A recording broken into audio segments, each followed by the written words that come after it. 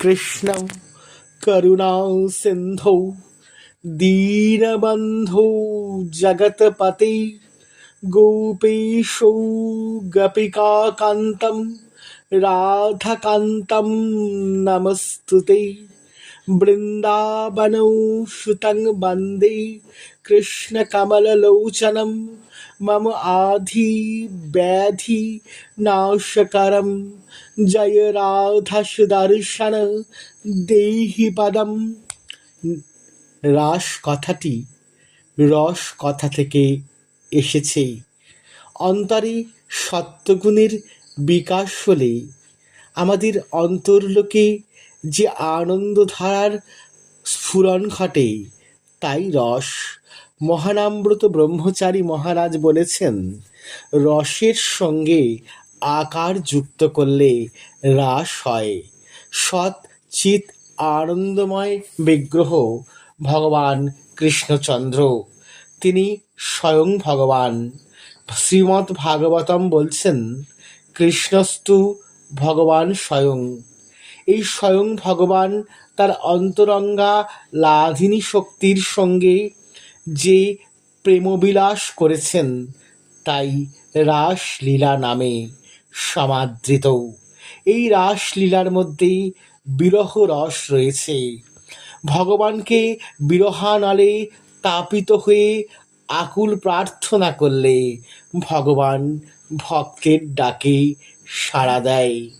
রাধারানী জীবাত্মা, তিনি সেই পরম পুরুষকে লাভ করেছেন বিরহের আগুনে তাপিত হয়ে গোপী গীতের সুরের অঞ্জলি নিবেদন করে।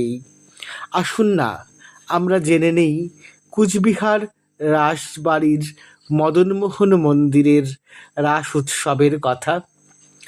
1812 ভ্যাটাগুড়িতে প্রথম রাস উৎসব শুরু হয়েছিল।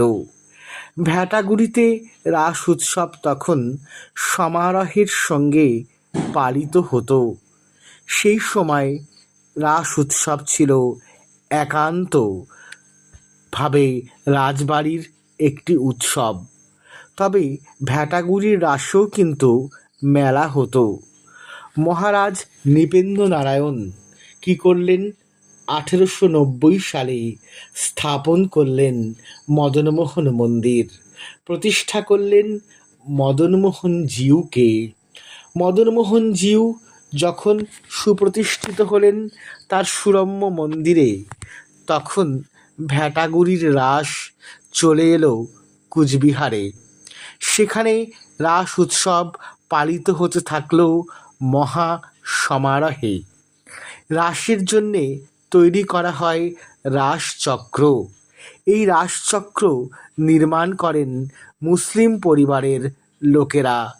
এছাড়াও ভগবানের সমস্ত লীলাগুলিকে রাসমেলায় মাটির মূর্তির মাধ্যমে তুলে ধরা হয়।